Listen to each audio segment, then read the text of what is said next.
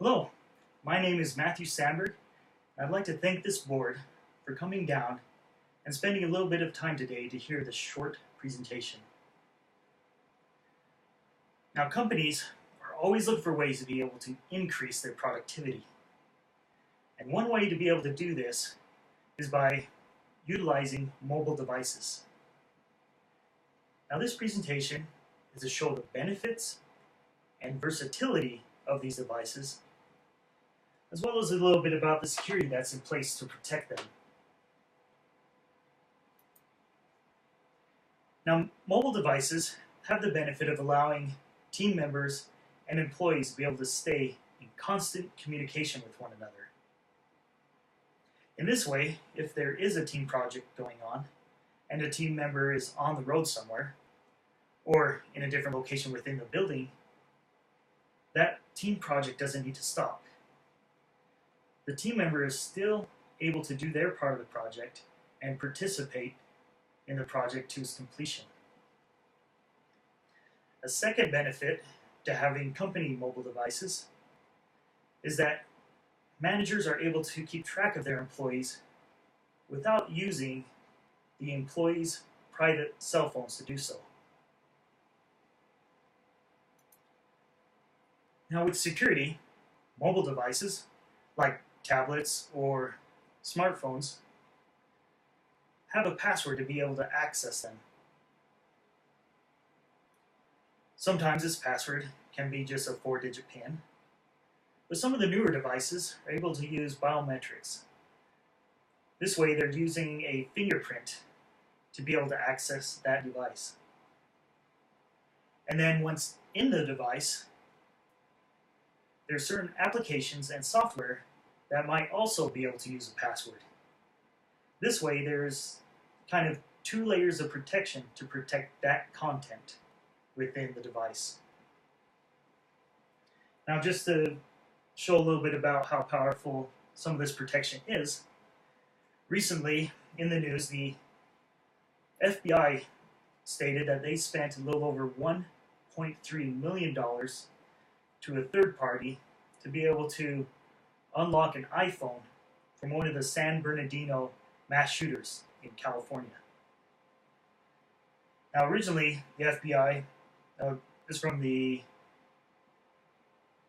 New York Times, the Justice Department had gone to court to try to force Apple to develop a new operating system to allow access to the encrypted phone, setting off an intense national debate about privacy versus national security.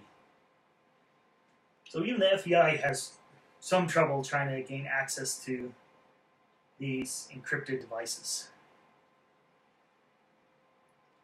Now, besides the mobile devices, the company has a wireless network.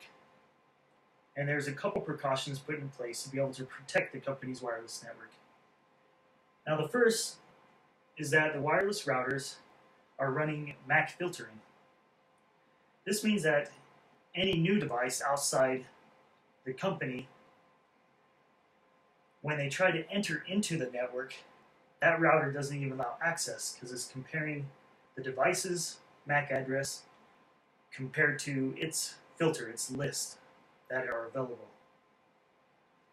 To be able to put a device that should be on that network, all that is needed is that device's MAC address to be placed within that filter. Now, a second precaution that is in place on the wireless access points is that they are not broadcasting their SSID. And what that means is that if someone comes and does a regular search with their laptop looking for wireless networks that are available, the company's wireless network doesn't even show up as one that is. That to be able to make that device gain access to the wireless network, you have to know beforehand about what the SSID name is and password, or the WIP key.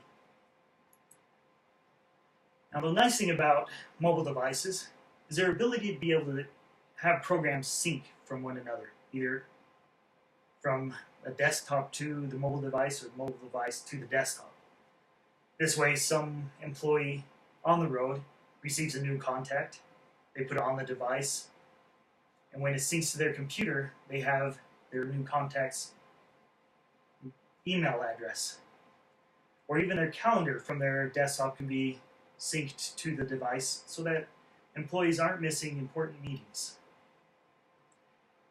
Now, mobile devices is kind of the way things are heading towards in the future. And it's important to be able to adapt and to use these programs and devices. Are there any questions? Okay, I'd like to thank you for being patient and listening to this presentation today. Thank you.